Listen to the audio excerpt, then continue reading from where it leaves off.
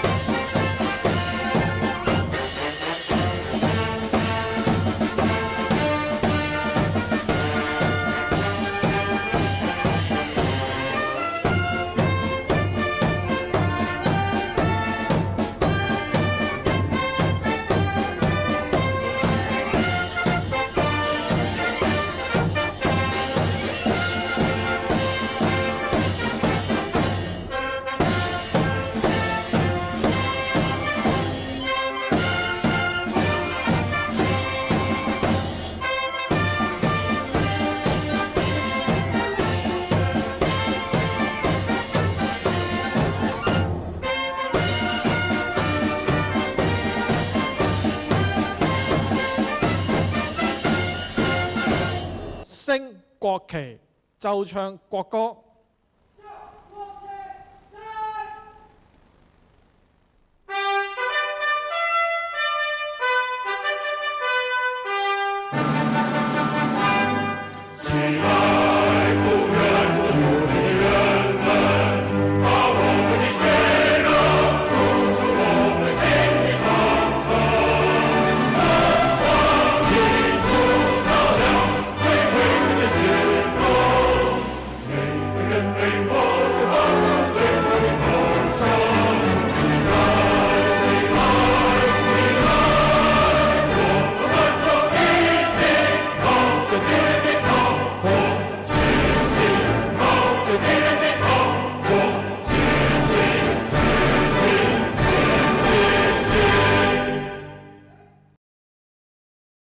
恭誦太上道祖頌，為我道祖，博大莫名，象啟原始，氣涵太清，周室首座，函谷傳經，觀廟觀轎，惟微惟精，知足不辱，知常則明，傳言玄奧，許育群生，東來紫氣，化披蒼蠅，熙熙有眾，春台同燈，遵循景行，緬懷異形，必恭必敬，眾足為成。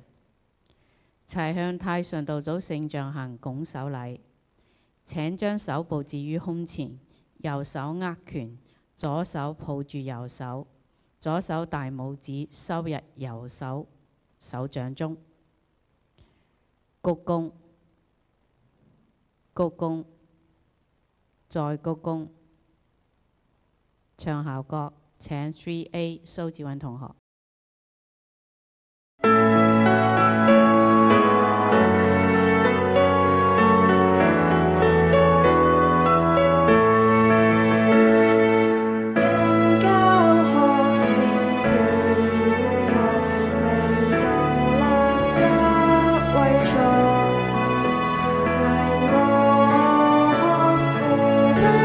樹蔭映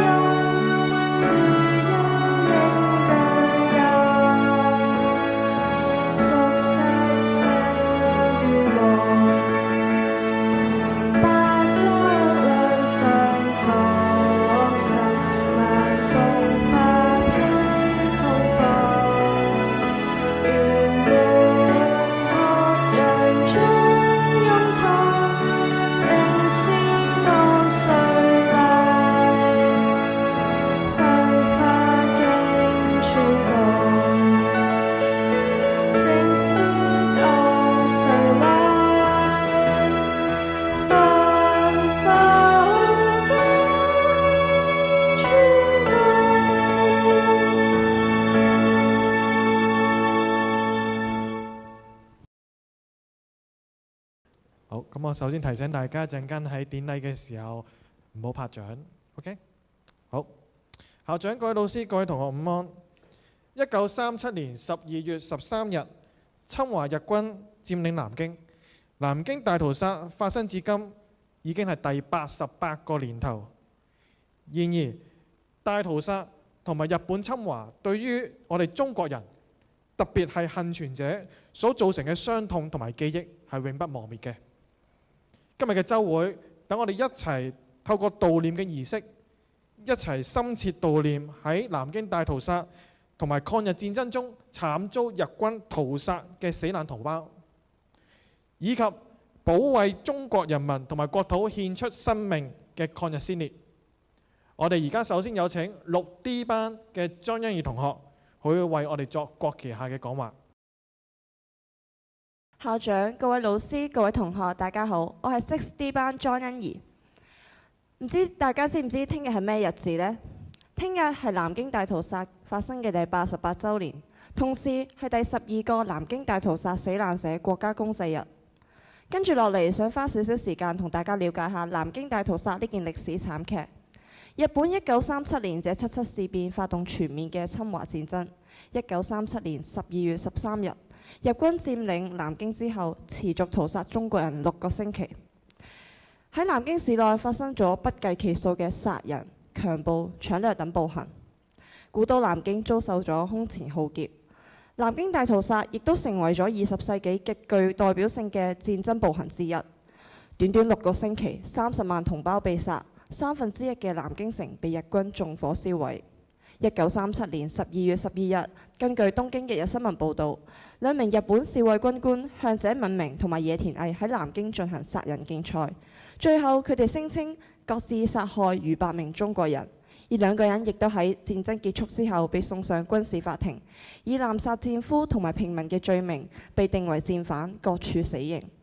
為咗避免日軍喺殺人嘅時候退縮，新兵練習刺刀術嘅時候，亦會用真人進行，即係直接將被俘嘅中國人綁起，等啲新兵熟習將利刃刺入人體嘅感覺，熟悉殺人。以上種種都有大量嘅照片、文件同埋外國人士嘅證言等史料記錄。中華民族經歷呢場劫難，對於手無寸鐵嘅南京人民嚟講，活下去3個字係佢哋最渴望，亦都係最後嘅希望。我哋為當年南京大屠殺嘅死難者作公祭，意義在於我哋拒絕遺忘歷史嘅悲痛。我哋悼念南京大屠殺嘅死難者，係要讓我哋思考喺面對外來壓力同埋危機嘅時候，一個民族點樣團結自強，堅持保護自己嘅家園。南京大屠殺冇挫敗我國人民嘅士氣，反而激發軍民萬眾一心，抵抗日本嘅侵略，反映咗中華民族即使喺極具艱難嘅境地，仍然堅毅不屈。呢種精神正正係今日中華民族尋求偉大復興嘅堅實力量。而我國近年亦都推出咗唔少有關南京大屠殺嘅影視作品，例如《南京南京》、《南京照相館》等等。作品都係以平民嘅角度去敘述呢件歷史慘案。學校亦都曾經安排本校中四學生去觀看《南京照相館》，觀影後同學都深感震撼。同學們經過反思，深深明白要珍惜得來不易嘅和平，唔忘記南京大屠殺嘅歷史，亦明白需要肩負新一代年輕人守護呢段歷史真相嘅責任。雖然中華民族經歷南京大屠殺嘅傷害，但係追求和平嘅心願從來都冇忘記。歷史教訓我哋，戰爭只會帶俾人類痛苦，我哋應該要以史為鑑，致力維護和平同埋安定。紀念呢段歷史，唔係為咗延續民族之間嘅仇恨，而係為咗要提醒大家，任何國家同埋民族一旦被侵略同埋軍國主義思想主導，最終受苦嘅都會係平民。喺和平時代嘅我哋，最重要嘅責任唔係重複仇恨，而係要學識尊重生命、維護和平同埋理性嘅態度去面對歷史。截至到2021年，記錄在冊嘅南京大屠殺幸存者有61人。直到2025年嘅12月，南京大屠殺僅剩嘅見證者剩返24人。所以我哋有必要繼續認清南京大屠殺嘅歷史真相，同時我哋要喺各自嘅崗位上各盡其力，貢獻社會同埋國家，盡己復興，共同維護國家安全以及締建和平嘅將來。以上就係我嘅分享，多謝。多謝6D 班嘅莊欣怡同學嘅國旗講話。而家我哋會即將進行1分鐘嘅默哀儀式，以悼念南京大屠殺同埋抗日戰爭嘅死難者。請校長、各位老師、同學肅立。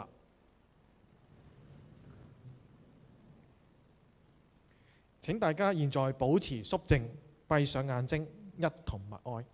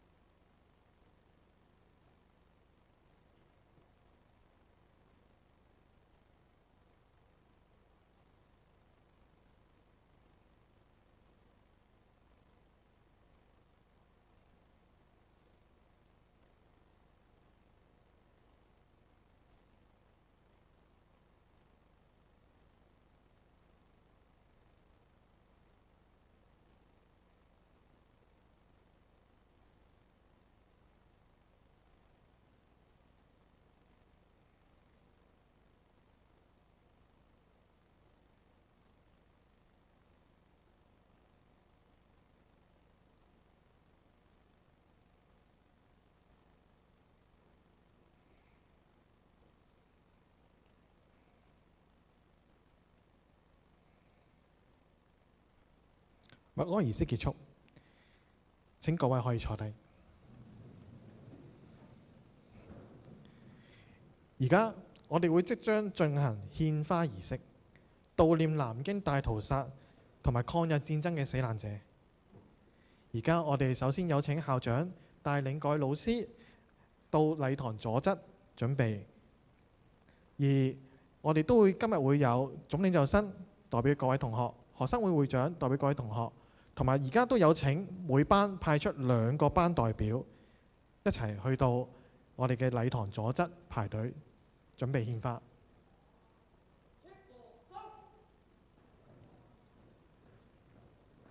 好，而家有請校長帶領。